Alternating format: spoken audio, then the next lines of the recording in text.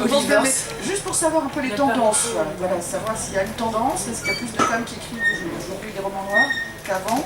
Alors, je le redis, effectivement, ce n'est vraiment pas un critère, c'est-à-dire que la question est souvent posée, plutôt dans le sens, vous n'éditez pas beaucoup d'auteurs femmes, et Oliver Srela, il vous répondrait, je ne choisis pas un texte ou un manuscrit en fonction du genre de son auteur. Bien sûr. Mais on a quelques auteurs femmes, il n'y en a pas beaucoup, effectivement, ce sont plus des auteurs hommes qui retiennent l'attention d'Oliver, non pas parce qu'ils sont des hommes, mais pour leurs textes avant tout. Oui, non, mais c'était une question justement un peu provoque, parce que forcément, que c'est le critère quand on choisit un texte, c'est pas genré. Absolument, mais il aurait été probablement plus vif que moi dans sa réponse s'il avait été là. Moi, je suis du coup peut-être la part féminine, on va dire. Après, j'aurais envie de rebondir sur cette question-là de manière un petit peu plus nuancée. Pardon, excusez-moi. Oui, du coup, je suis éditrice au Seuil, je m'occupe de la collection Cadre Noir. Voilà, et par rapport à cette question d'éditer auprès des femmes, c'est effectivement la réponse qu'on entend tout le temps, je ne choisis pas les textes en fonction du genre, c'est des textes qui priment d'abord. Ce qui est évidemment une réponse, j'ai envie de dire, à 90% entendable. Et, après, on peut, j'essaye en tout cas, moi, d'y faire un peu attention quand même, mais en tout cas d'y être attentive. Et après, je me rends compte que ça ne change pas grand-chose au final, parce que quand je regarde la collection, j'ai quand même à peu près, je pense, j'en ai beaucoup à venir l'année prochaine, mais je pense que là, je dois être à 85% d'hommes pour 4% de femmes, grosso modo. Donc c'est quand même extrêmement minoritaire. Et la question, en vrai, se pose du pourquoi, en fait. Pourquoi, alors que j'y fais attention, j'aimerais, dans l'absolu, avoir 50% de femmes et 50% d'hommes, au moins. Et pourquoi, en fait, j'y arrive pas. Et la question est parce qu'en fait, on reçoit quand même énormément beaucoup plus de manuscrits d'hommes. Je sais pas de je ne sais pas pense, mais les hommes écrivent plus que les femmes, en tout cas ils arrivent manifestement, leurs manuscrits arrivent plus davantage à la poste chez nous. Moi je pense que en fait, les hommes ont plus le temps d'écrire que les femmes. Je pense vraiment sincèrement. Jeanne Vignon, sur l'image. Oui, bonjour. Donc, je m'occupe de la collection Village Noir depuis janvier 2017. Collection qui a été fondée, comme chacun sait, je le redis quand même, on ne sait jamais, par François Guérif, plus de 30 ans maintenant, donc qui est un homme, voilà, qui a fait partie de cette génération où l'édition, en tout cas de Polar, était largement quelque chose de masculin, puisque voilà, à cette époque-là, il y avait Patrick Rénal à la série Noire, et avant Patrick Rénal à la série Noire, il y avait Robert Soula, et encore avant lui, il y avait Marcel Duhamel. Voilà, c'était quand même largement une affaire d'homme, avec une exception quand même. À l'époque, il y avait une personne qui s'appelait Caroline Camara, voilà, qui était éditrice de Polar, mais c'était quand même un petit peu limité. Pour reprendre ce qui était le débat en cours, c'est vrai que Rivage Noir a été souvent associé à une collection très très masculine, et si François était là, de même qu'Oliver, je pense qu'il répondrait extrêmement vivement que en fait il y a eu des femmes très très tôt dans la collection Rivage Noir, voilà, Joanne Eken, Charlotte Armstrong, voilà, Dorothy Billuse, dont on vient de ressortir un magnifique roman. Voilà, donc les femmes ont toutes étaient très présentes, et puis des femmes plus contemporaines comme la formidable Abigail Paget, qui était la première femme à mettre en scène une enquêtrice, on va dire psychologiquement perturbée, puisque son enquêtrice est bipolaire, ce qui donne un caractère particulièrement intéressant à ses enquêtes.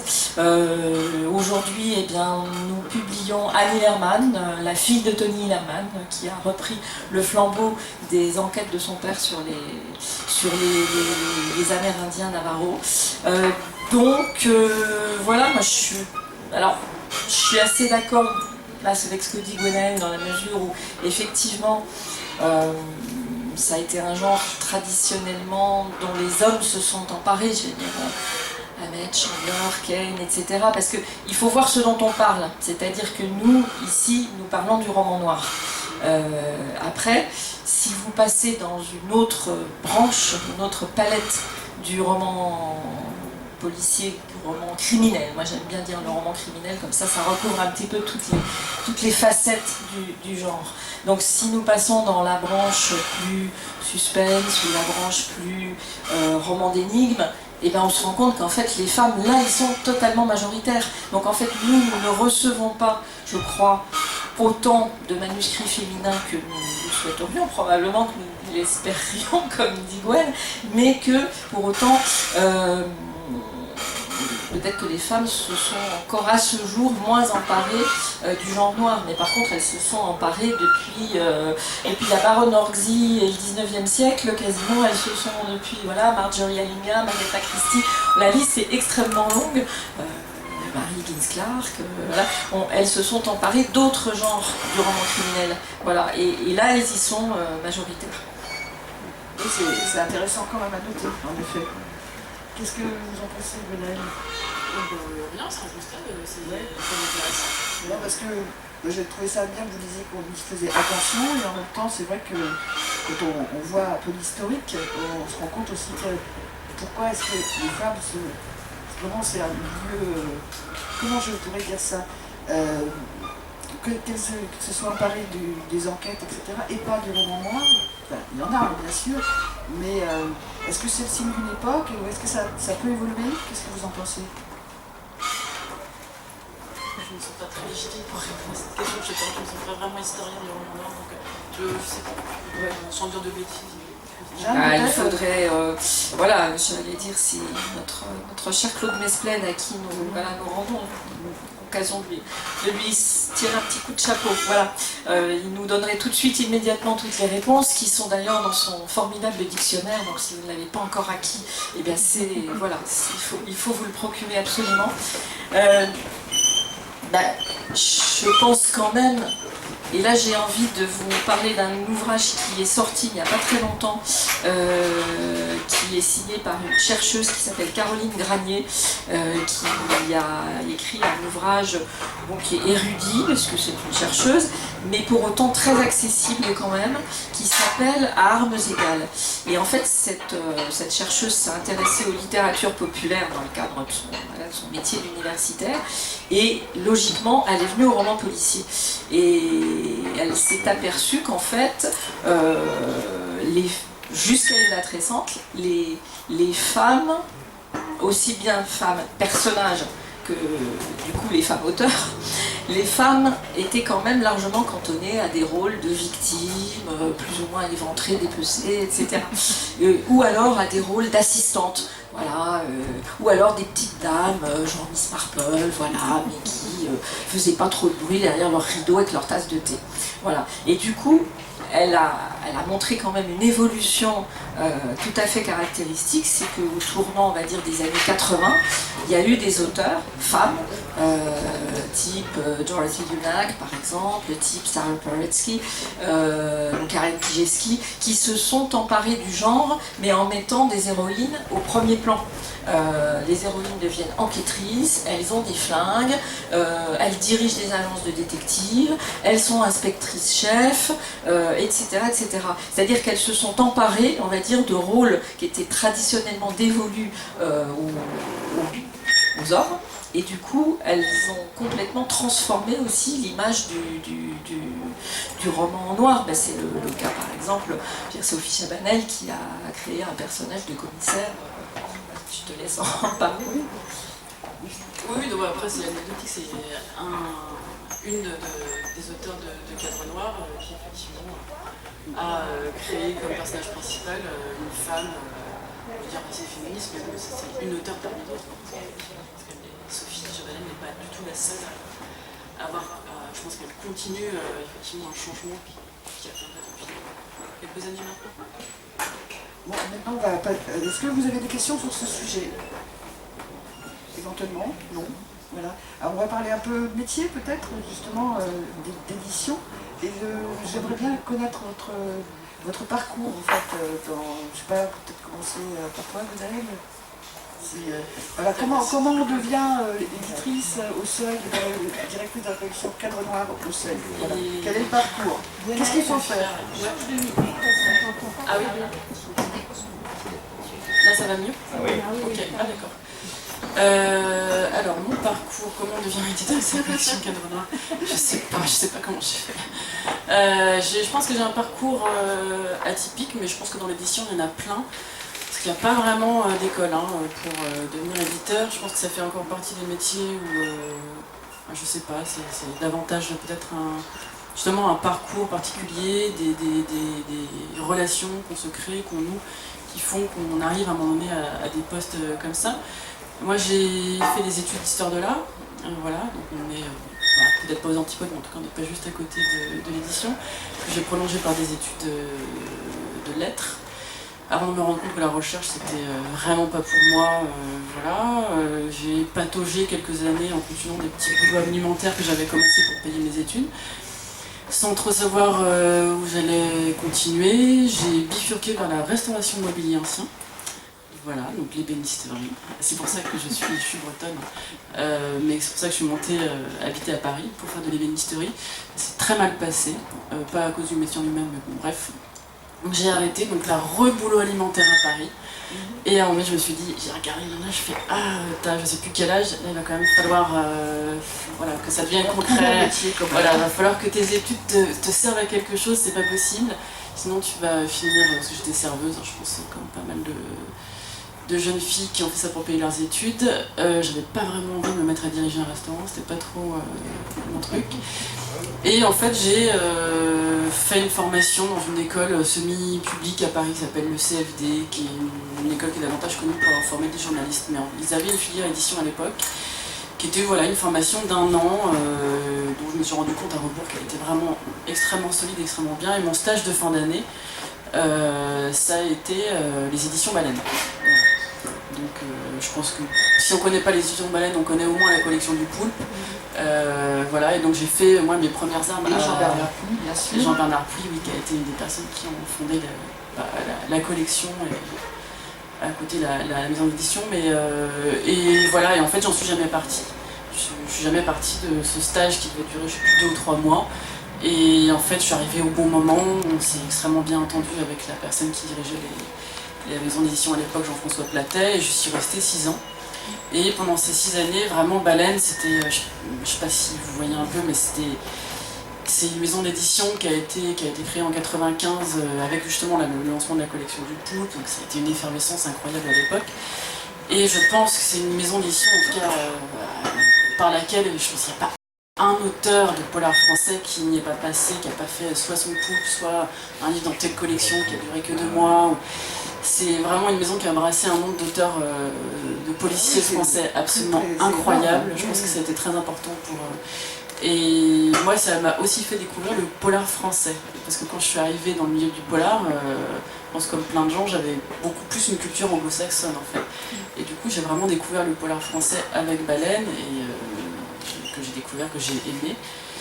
Et voilà, et au fur et à mesure des rencontres, je suis passée en gros d'assistante à directrice de collection en 6 ans chez Baleine, progression un peu, voilà, qui était hyper chouette, et il se trouve que ça, à force de rencontres, c'est aussi une rencontre qui m'a fait atterrir au Seuil, voilà. J'ai pas envoyé mon CV ou quoi que ce soit, c'est vraiment... J'imagine bien, oui.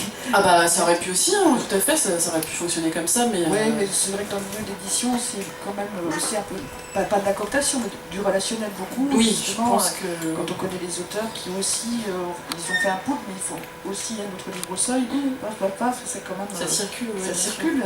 Je trouve que c'est assez sain d'ailleurs comme circulation, et que vous ne faites pas la concurrence déloyale, j'ai l'impression quand même. Ça va. Ah bah non, de toute façon, je pense que les succès des uns nourrissent les succès des autres. Ça, je pense que je crois vraiment pas. Moi, j'ai pas peur quand j'entends qu'une maison d'édition se crée. Au contraire, je pense que ça nourrit voilà, le marché, j'ai envie de dire. Enfin, c'est un mot qui est un peu moche, mais oui, voilà. bah, c'est un marché, le livre, c'est aussi une jeunesse, hein, c'est voilà, quand même important de le dire, quoi. Bon, en tout cas, voilà pour mon parcours qui ne destinait pas forcément au départ à l'édition, mais...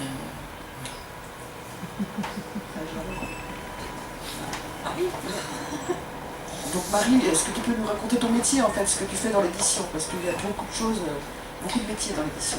Alors oui, mais nous, enfin, on reste quand même une maison relativement petite en termes de personnes, donc c'est vrai que je n'ai pas une fiche de poste extrêmement définie. Je ne demande pas de fiche de poste non plus. Non, non.